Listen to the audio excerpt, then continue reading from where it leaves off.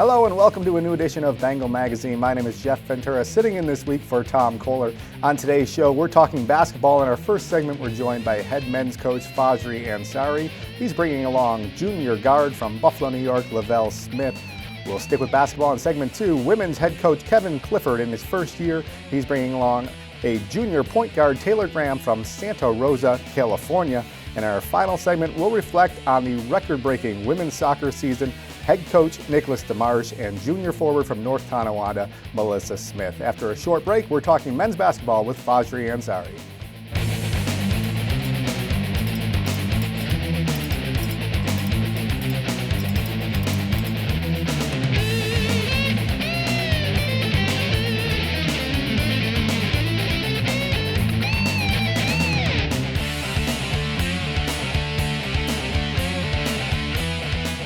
Welcome back to Bengal Magazine. We're talking men's basketball in our first segment. We're joined by head coach Fajri Ansari and junior guard Lovell Smith. Gentlemen, welcome to the show. A new season always brings some change, but this year maybe more change than in recent years. 9 new faces on the roster. Talk about the challenges that are presented with such turnover on the roster. Well, obviously getting chemistry together with new people meeting each other. I think we're doing a pretty good job, and players getting along with one another, but still, when you get on the court and kind of knowing each other's game and movement on offense and defense, it's a little bit of a challenge, but we hopefully get there sooner than later. Yeah, a month into the season with practices, but 2 games to look at it, an exhibition game against Division I Canisius, a real opportunity to test your players, and then a tough loss against another scholarship school, 91-89 against Point Park in the season opener. Kind of a 3-point shooting contest. We made 12, they made 11. Is that a philosophical change this year, or is that just kind of how that game played out? Kind of how that game played out. I really did not want to get into a 3-point shooting contest. So they came in, I think they was averaging well over 100 points, and they were making 3. Although we have guys who can make those shots, but that was not the initial plan. We wanted to try to get more of a balance inside-outside attack, but they having been their 5th game, and they were kind of in a groove, and they dictated a little bit more the tempo of the game than I would like. But both teams were kind of up-tempo teams, but I think we might have rushed more shots than I would have liked. But playing them and playing Canisius in the exhibition game, I think helped us to understand the intensity level that we're going to have to be able to play at in order to be successful this year. Got to be happy with the play from the gentleman to your left right now. 23 points against Division I Canisius, and then 19 points in just 18 minutes against Point Park before getting hurt. Lovell, talk about your start to the season, aside from the injury, which shouldn't be a long-term thing. It's a new role for you this year. Limited time as a freshman. Last year saw significant time and establish yourself as a scorer, but not necessarily the go-to guy. And this year, people are looking to you to kind of carry some of the load on the offensive end of the court. Does that change your mindset heading into the season a little bit? Yes, being that I'm the go-to guy this year, I put more time in the weight room, shooting on the gun, even outside of basketball and in class. So it's like it changed me a lot mentally and physically. And talk about 23 points against Canisius, a Division I full scholarship program. What does that do for your confidence, and why were you so successful finding the basket against Canisius? It boosts my confidence a lot. I play my role. Get rebounds, leak out sometimes, do what I have to do to get points. What are your expectations for Lovell heading into his junior year, not just on the court, but probably as a leader off the court as well? Well, he's been consistent and dependable. I think the Canisius game, he kind of disproved something I was telling him all along. I was saying you can't play your back. This is a big Division I team. You can't go down and challenge these guys as much, and proved me wrong in that area. But he's doesn't really surprise me because he works hard. Not only is he gifted with his athletic ability, but he wants to get better. And I've seen him make progress just on his shot, from his freshman year.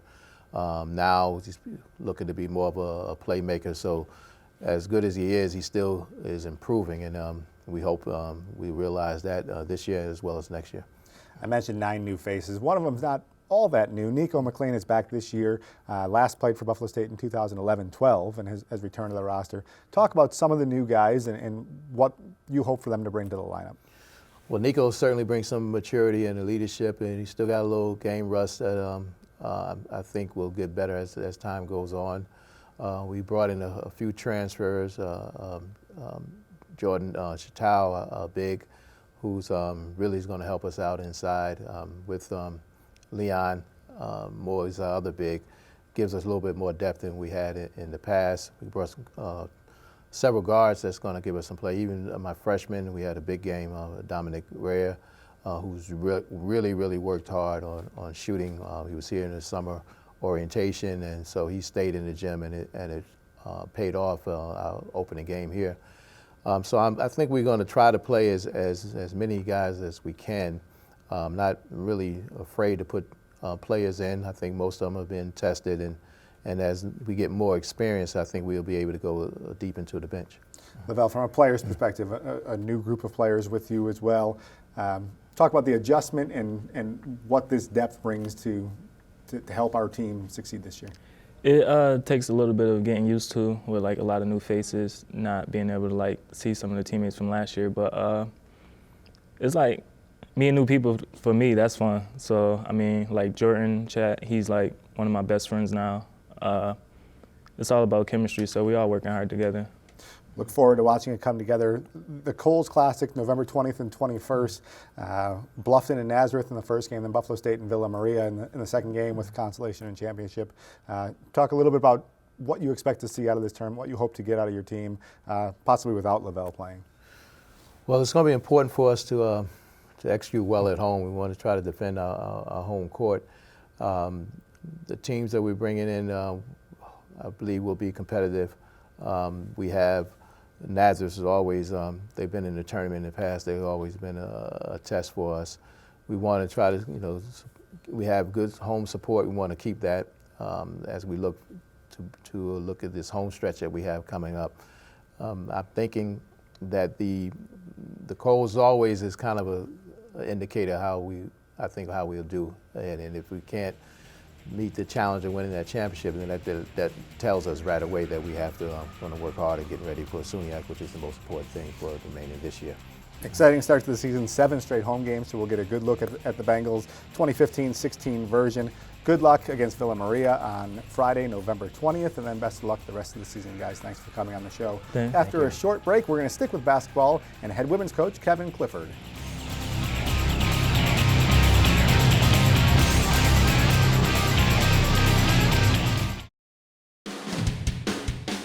Welcome back to Bengal Magazine. I want to point out our Tim Hortons Buffalo State Athlete of the Week. It's men's hockey player Taylor Price. The junior business major posted 9 points in a 2-game sweep at SUNY Canton this past weekend. Price tallied a career best 3 goals and 3 assists in Friday's 10-1 victory, and then came back with 2 goals and an assist in Saturday's 5-4 overtime win over the Kangaroos. Taylor Price is your Tim Hortons Buffalo State Athlete of the Week. Back to basketball talk with head coach Kevin Clifford and junior point guard from Santa Rosa, California, Taylor Graham. Welcome to the show. First of all, congratulations. Season opening victory on Tuesday night over Medaille, 82-68. Coach, your first time to really see your new team in game action. Obviously happy with the result. You brought us all bagels the morning after. We all appreciated that. What went right, and from a coaching perspective, what's next to work on for your team? Thanks for having us on the show. I thought the energy was really good. Great crowd, team ball. We played inside out.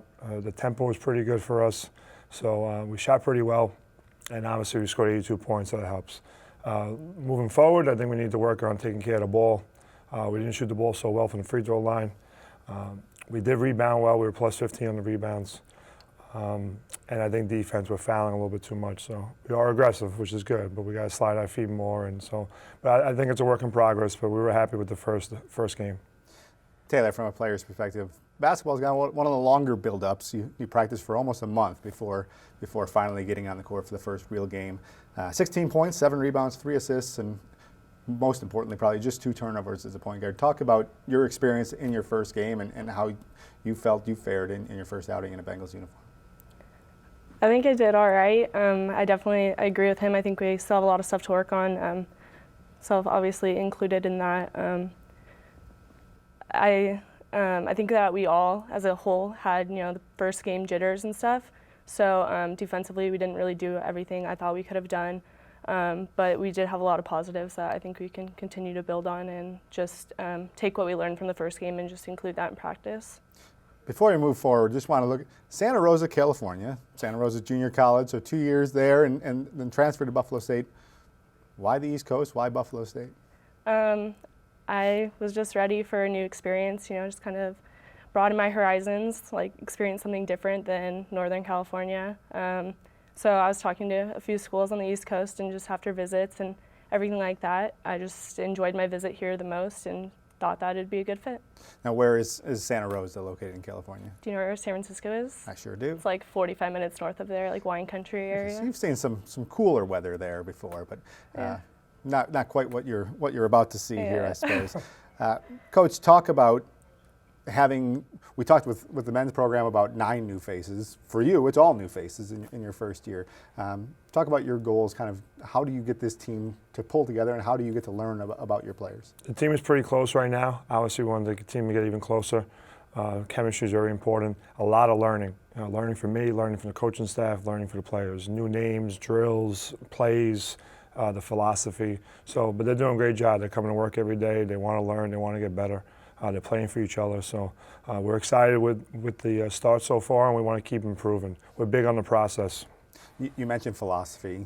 If you would, talk a little bit about what is that philosophy? What do you hope to instill in this team? Defense, aggressive play, up-tempo, and sharing the ball.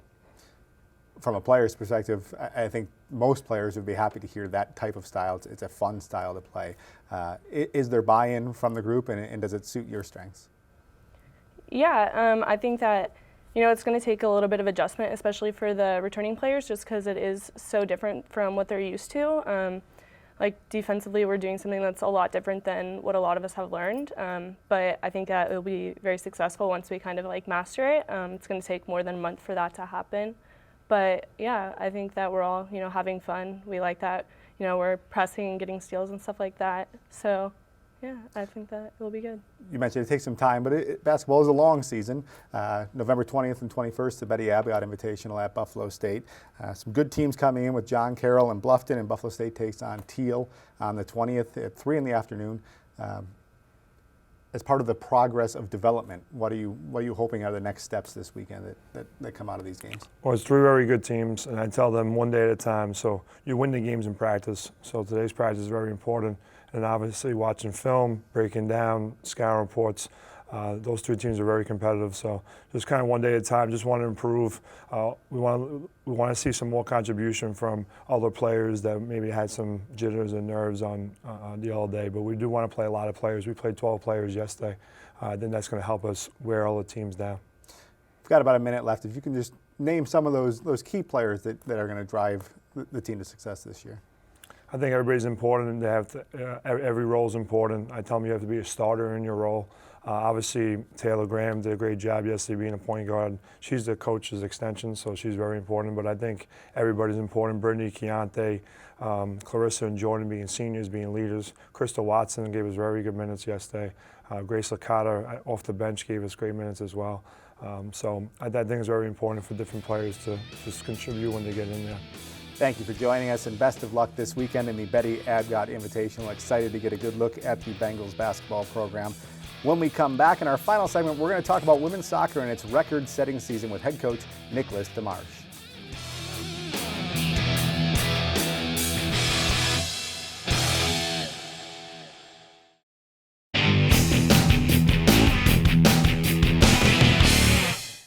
Welcome to Bengal Update. I'm Rebecca Coleman here with the recap of news and a look at the upcoming events surrounding Buffalo State athletics.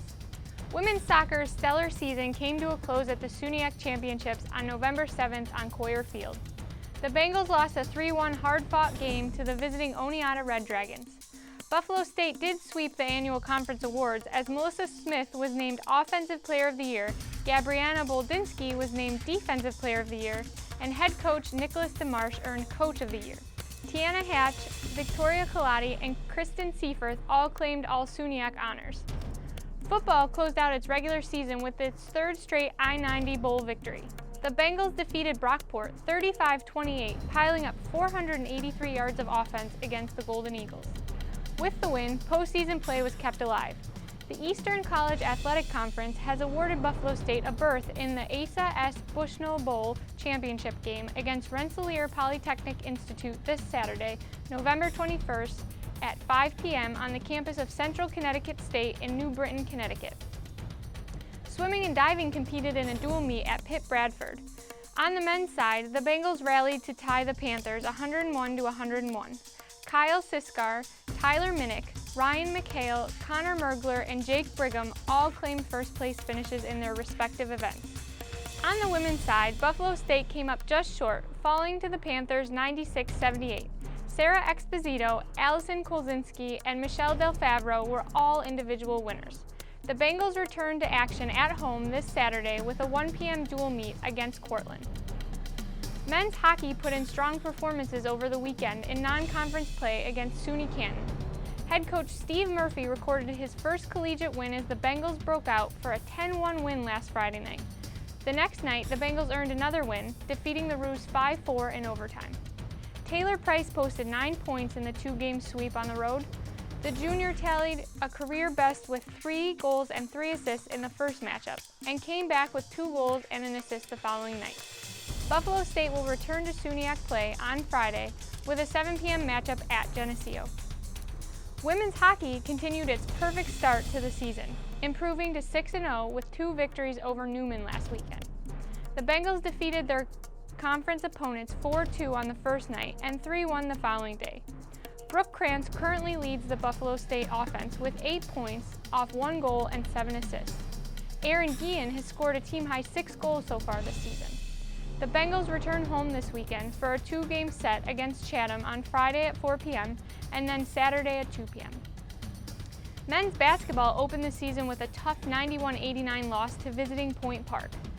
Freshman Dominique Grayer scored 20 points in his first collegiate game, but the Bengals could not hang on to their 11-point first-half lead. 4 other players scored in double digits, including Lovell Smith, Nico McLean, Jordan Chateau, and Jordan Glover. Buffalo State returns to action on Friday night as it hosts the Buffalo State Coles Classic. The Bengals will play the second game of the evening, taking on Villa Maria at 8 p.m. Women's basketball raced past Medaille 82-68 to open up the 2015-16 season. 4 different Bengals scored in double digits in the win. Junior transfer Taylor Graham led the Buffalo State offense with 16 points. Jordan Yastremski recorded a double-double with 15 points and 13 rebounds. Keontae Edwards also tallied a double-double with 13 points and 12 rebounds. Freshman Grace Licata put up 13 points in her first collegiate game. Buffalo State returns to action on Friday night as it hosts the annual Betty Abgott Invitational. The Bengals will play in the second game, taking on Teal at 3 p.m. Reporting for Buffalo State Athletics, I'm Rebecca Coleman. Now back to you, Jeff. Thank you, Rebecca, for that update. In our final segment, we're talking women's soccer, joined by head coach Nicholas DeMarsh, SUNYAC Coach of the Year, Nicholas DeMarsh, and SUNYAC Offensive Player of the Year, Melissa Smith, a junior forward from North Tonawanda. First of all, congratulations on a great season. For our viewers who maybe didn't follow as closely, record-breaking season, 15-4-1, first ever SUNYAC regular season title in school history, second ever appearance in the SUNYAC championship game, and 2 outstanding honors I already mentioned, and a number of other outstanding individual honors. However, at the beginning of the season, a 1-3 start, and I remember having you on the show, and you were talking about we're conceding too many silly goals, I believe was the direct quote, and then something turned. 15 games without a loss, 11 straight wins. The last of those 15 games without a loss, a 4-1, one of the more lopsided playoff games in recent SUNYAC times over Plattsburgh. What changed? How did the season hinge at that 1-3 start? Well, I can remember walking off the field and seeing how upset some of my players were, in particular Melissa Smith. You know, we're 1-3. We just dropped a game in overtime to U of R, who are a strong team. And everyone was very disappointed, angry, upset. And Melissa and I actually had a pretty heated discussion about what needed to be done. And I remember what she said precisely. She said, "I can't lose. I can't lose." And that was good. You know, being okay with losing and accepting bad results is not good for a team. So after that conversation, we just dug a little deeper. We made a few more personnel changes. We continued to practice and develop our system of play, and the players responded. Talk about that feeling after 1-3, and as a new player to the team, but a junior, one of the older players. How did you take it upon yourself to kind of change the course of the team? I just wasn't used to losing because the league I came from wasn't as strong. And I just felt like since I came to this team, like I thought I could make an impact, but like I saw that it wasn't happening. So I kind of just had to keep digging deeper to make a difference because this league was a lot harder than the last. So conceding silly goals was part of the early season issue. But then it wasn't just shutting teams down after that led to the success. This team scored goals too. I think there was a bit of a philosophical change because of the pieces you had in place, but what led to unprecedented success in our program with 15 straight games without a loss? Well, I think I've always been a coach to set up my team defensively and to make sure that we are nice and tight and organized. But this year, with the group going forward, we had 4, 5, 6 different players going forward that could score goals, particularly Megan Allen, Tiana, Bree Knight, Melissa Smith. Every one of those players is a pretty potent threat 1v1, and in combination, playing in a 3-striker system, that gave us options to not just win the ball, but then to quickly counter and get forward. So, I don't want to talk too much about what we do and our philosophy, but I think it just was a matter of time for the players up front to find a rhythm and to find their finishing touch. And that gave the players behind them more confidence to join them in the attack and to kind of squeeze the other team and not allow them to play. You mentioned the previous league that you played in was not quite as strong. The transition didn't seem to be too much of a challenge to you to the more difficult league, though. 10 goals, 6 assists, SUNYAC Offensive Player of the Year, first team All-SUNYAC. Talk a little bit about the process of getting there and scoring 10 goals, but then to be recognized in that fashion, what that means to you in your first year as a member of the Bengals and in the SUNYAC. Well, when I transferred, it was for my major because I decided to do early childhood. And obviously Buff State has a really good childhood program, but also it made it a little bit easier that I knew Nick before and I played for him for Blackwatch. So he kind of did everything for me to get here. But as for the Offensive Player of the Year, obviously I would rather have had the title, but, it's good to be recognized for something. Coach, Offensive Player of the Year, second time in your history as SUNYAC Coach of the Year. Some other accolades, I do want to talk about Gabrietta Bolinski, one of your small senior class, but a key loss this season. Yeah. SUNYAC Defensive Player of the Year, the first year they've ever had that award. Other All-SUNYAC players with Tiana Hatch, first team All-SUNYAC, Victoria Kaladi and Kristen Seaforth, each second team. But Gabe in particular, SUNYAC Defensive Player of the Year, and scored 4 really timely goals for us this season. Talk about what she meant to the team's success. Gabe was one of a kind. She was a unique player. You don't see too many players like her. Actually, we had a Player of the Year in Barb Kleshik, who was similar to Gabe. Barb Kleshik came to us without a lot of club soccer experience. Same with Gabe. Gabe didn't play club soccer. She was a 3-sport athlete in high school. Ken Vogt found her playing for Ken East and thought that she was just a dominant athlete and very aggressive and very good in the air. So obviously those attributes, we thought she'd be a good center back. And we developed her over the years, but this year it was she kind of just took the team on her shoulders and said, listen, when it's close, just serve a ball up and I'm going to score and we're going to win. She had 3 game winners in league, a non-league game winner off a header, just a dominant personality, dominant player, a force in every game.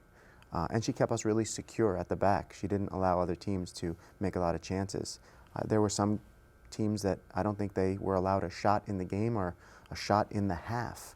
Teams that typically we're neck and neck with, we just shut them down.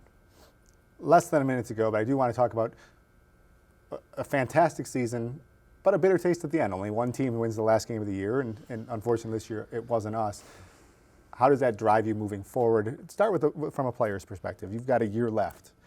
What do you take from this into next year? We're not losing next year because I do not want to feel like that ever again. A lot of us are still feeling the pain from that game. And Coach, in 10 seconds, what are you telling these girls heading into the offseason? fuel. This is just fuel for the fire. We're motivated, we want to work. Thank you for coming on, and we look forward to watching you next season. That'll do it for this edition of Bengal Magazine. Thanks as always to our crew in Instructional Resources. We'll see you again for more Bengal Magazine in 2 weeks.